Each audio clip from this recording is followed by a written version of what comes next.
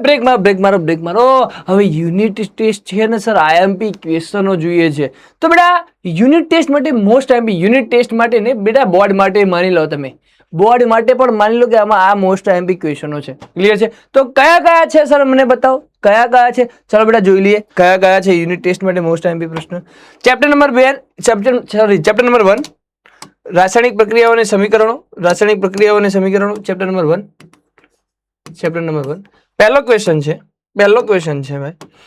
ખોરાપણું ટૂંક નોંધ લખો ખોરાપણું બીજું લોખંડની વસ્તુઓ પર આપણે શા માટે રંગ લગાવીએ છીએ અથવા બેટા આખી ટૂંક નોંધ પૂછાય ક્ષારણ માટે ટૂંક નોંધ લખો આખી પૂછાય 3 માર્ક્સમાં ક્ષારણ માટે ટૂંક નોંધ લખો બરાબર છે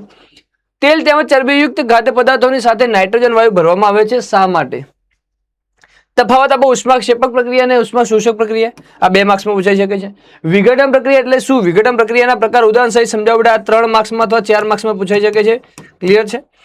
સંયોગીકરણની પ્રક્રિયા એટલે શું ઉદાહરણ સહિત સમજાવો આ પણ બેટા 3 માર્ક્સ અથવા 4 માર્ક્સમાં પૂછાઈ શકે છે ક્લિયર છે આગળ જોઈએ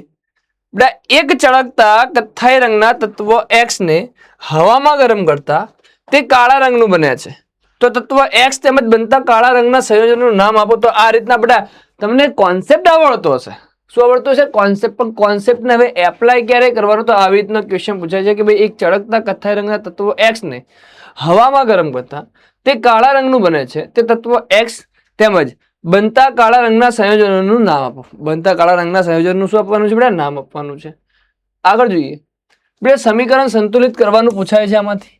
એમાં પણ બેટા જે ચોપડીની અંદર જે બોક્સની અંદર આપેલા છે ને એ અને સ્વાધ્યાયમાં આપેલા જે સમીકરણો છે ને એ સંતુલિત એ ખાસ એ તૈયાર કરવાના એમાંથી પૂછાય છે બીજું બેટા કે આની અંદરથી એક્ટિવિટી ઉપરથી બેટા પ્રશ્ન પૂછાય છે માની લો કે વિસ્થાપન પ્રક્રિયામાં પેલી 3 કસનાળી વાળી ને લોખંડની ખીલી વાળું બેટા છે જે FeSO4 અને કોપર વાળું તો CuSO4 વાળું બરાબર છે તો બેટા એની અંદર બેટા એ કોપરની જે બેટા એ ટ્યુબ વાળું છે એમાંથી પ્રવૃત્તિ આધારિત બેટા પ્રશ્ન પૂછાય છે બીજું કે બેટા જે ઓક્સિડેશન રિડક્શન વાળું છે જે કોપરને ગરમ કરતા બેટા જે કોપર ઓક્સાઇડ એ કાળા રંગનું બને છે એના પરથી પણ બેટા ક્વેશ્ચનો પૂછાઈ શકે છે બીજું કે બેટા જે વિઘટન પ્રક્રિયા છે એમાં બેટા તમને ખબર છે કે પ્રકાશીય વિઘટનની અંદર જે બેટા પ્રકાશીય સૂર્યપ્રકાશ આવે છે અને AgCl અને Ag+Br2 અથવા Ag+Cl2 બને છે તો એમાંથી પણ આ રીતે પ્રવૃત્તિ આધારિત ક્વેશ્ચનો પૂછાય તો પણ તમારે કોન્સેપ્ટ ક્લિયર હશે તમે બેટા બધી ફિગર ને બધું યાદ હશે કોન્સેપ્ટ ક્લિયર હશે તો ક્યાંય તકલીફ પડવાની નથી પરંતુ તમારે આટલા ક્વેશ્ચનો તૈયાર કરવાના છે ખાસ આગળ બેટા એસિડ બેઝ અને ક્ષારમાંથી બેટા મોટા ભાગે બોર્ડની અંદર જો જોવા જોઈએ તો 4 માર્ક્સના મોટા ભાગના બેટા આમાંથી પ્રશ્નો પૂછાતા હોય છે ક્લિયર છે તો બેટા પહેલા તો શું તૈયાર કરવાનું દૈનિક જીવનમાં pH નું મહત્વ બધા જ તૈયાર કરવાના રહેશે બ્લીચિંગ પાવડરની બનાવટ અથવા એને કહેવાય વિરંજન પાવડરની બનાવટ બેટા પૂછાય વિરંજન પાવડર જ પણ ફેરવી પૂછાય કે ભાઈ ક્લોરીનની શુષ્ક ફોડેલા ચૂના સાથેની પ્રક્રિયાથી આ X સંયોજન બને છે X સંયોજનોના ઉપયોગ સમજાવો એ રીતના ફેરવી ક્વેશ્ચન પૂછાય તો એ જ વિરંજન પાવડર જ બ્લીચિંગ પાવડર પણ બેટા તમને કમ્પ્લીટ ડીપલી નોલેજ હોવું જરૂરી છે રસોડામાં તમારી મમ્મી જુઓ કરકરા અથવા ક્રિસ્પી પકોડા કે કેક બનાવવા માટે કયું રસાયણ વાપરે છે તેનું રાસાયણિક નામ લખી તેને બનાવટ અને ઉપયોગો જણાવો તો બેટા આ ટાઈપ ફેરવીને ક્વેશ્ચનો પણ પૂછાય છે બોર્ડની અંદર અથવા બેટા યુનિટ ટેસ્ટ માટે આ તો IMP છે દાણાદાર ઝીંકના ધાતુની મંદ સલ્ફ્યુરિક એસિડ સાથેની પ્રક્રિયા દર્શાવતા પ્રયોગનું આકૃતિ સહિત વર્ણન કરો જુઓ આગળ આવ્યો કે ભાઈ POP ડાયરેક્ટ ના પૂછ્યું તૂટેલા હાડકાને યોગ્ય સ્થિતિમાં ગોઠવવા ડોક્ટર સફેદ પાવડરનો ઉપયોગ કરે છે તેનું રાસાયણિક નામ અને રાસાયણિક સૂત્ર લખો પ્રશ્નમાં આપેલો ઉપયોગ સિવાય બીજા 2 ઉપયોગ લખો તો આ બેટા છે POP સીધું ના પૂછ્યું જો આ રીતે પૂછ્યું તો તમને બેટા ફેરવી ઘુમાઈ ફેરાઈને પ્રશ્ન પણ પૂછી શકે છે ક્લિયર છે એટલે તમને અહીંયા કહું છું આગળ છે બેટા ટૂંક નોંધ લખો pH માપદંડ અને ક્લોરઆલ્કલી પદ્ધતિ બીજું બેટા 2 માર્ક્સ માટે બેટા તટસ્થીકરણની જે પ્રક્રિયા છે એ IMP છે એસિડ અને બેઝના સામાન્ય ગુણધર્મો પણ IMP છે 2 માર્ક્સના ક્વેશ્ચન માટે ક્લિયર છે બીજું બેટા મંદન પ્રક્રિયા પણ IMP છે અને ઘણીવાર પ્રવૃત્તિ આધારિત આમાં જો પ્રશ્ન પૂછાય તો એસિડ અને બેઝમાં શું સમાનતા છે એમાંથી બેટા જે પ્રકાશિત બલ્બ પ્રકાશિત થાય છે કે નહીં તો આયનીકરણ થાય તો બલ્બ પ્રકાશિત થાય આયનીકરણ ના થાય તો બલ્બ પ્રકાશિત ન થાય એ પ્રવૃત્તિ આધારિત ક્વેશ્ચનો પણ પૂછાઈ શકે છે ક્લિયર છે બેટા આપણું પર્યાવરણ બહુ ઇમ્પોર્ટન્ટ છે પહેલો તો બેટા ઓઝોન સ્તરનું નિર્માણ વિઘટન પહેલો ક્વેશ્ચન બીજો ક્વેશ્ચન છે બેટા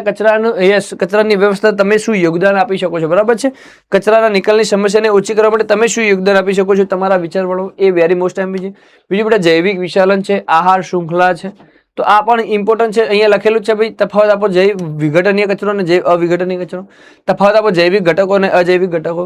બેટા આહાર શૃંખલા વિશે છે. નિવસન તંત્રમાં વિઘટકોની ભૂમિકા છે. નિવસન તંત્રના ઘટકો સમજાવો અથવા નિવસન તંત્રના બેટા પ્રકાર પણ પૂછાય છે. વૈજ્ઞાનિક કારણ આપો કે ભાઈ નિવસન તંત્રમાં ઉર્જાનો પ્રવાહ હંમેશા એક માર્ગીય હોય છે. સમજાવો જૈવિક વિશાલન. જૈવિક વિશાલન બાયોલોજીકલ મેગ્નિફિકેશન. આમાંથી બેટા મેં તમને કીધું કે 2 માર્ક્સનું એક જોડકું પણ પૂછાય છે. ઓઝોન સ્તરની અગત્યતા સમજાવો. બીજું પૂછાય છે કે ભાઈ ઓઝોન સ્તર એટલે શું? તો ઓઝોન સ્તર એટલે શું? તે નિવસન તંત્રને કેવી રીતે અસર પહોંચાડે છે એ પણ બેટા પ્રશ્ન પૂછાતો હોય છે. બીજું આમાંથી બેટા પૂછાતું હોય છે CFCS અને UNEP નું પૂરું નામ પૂછાતું હોય છે. મેં તમને કીધું એમ ઓઝોન સ્તરનું નિર્માણ અને વિઘટન આમાં IMP છે. તો આ બધા ક્વેશ્ચનો IMP છે આમાંથી. ક્લિયર છે બેટા? 10 માર્ક્સનું ઇમ્પોર્ટન્ટ આ ચેપ્ટર છે ને 10 ક્વેશ્ચનો આમાંથી છે. તો આપણે બેટા આને ટાળીશું નહીં. અને બીજું તમને કહું છું કે આ બધાની અંદરથી બ્રેકેટની અંદર આવેલા જો પ્રશ્ન છે અને સ્વાધ્યાયના એ તો ખાસ આ તો વેરી મોસ્ટ IMP છે જ, પરંતુ ઘણી વાર બેટા મોટા ભાગે મેં અત્યાર સુધીનું જે નોટિસ મેં કર્યું છે કે બોર્ડ વાળા જે કરે છે એ બેટા જે બ્રેકેટની અંદર જે બેટા આપેલા ક્વેશ્ચનો આપેલા છે મોટા ભાગે ત્યાંથી પણ પૂછતા હોય છે. તો એ બ્રેકેટ વાળા ક્વેશ્ચનો એવોઇડ ના કરતા. ક્લિયર છે? આટલું બેટા કરશો એટલે તમારે મોટા ભાગના ક્વેશ્ચનો તમે અમારથી આવરી લેશો. Thank you.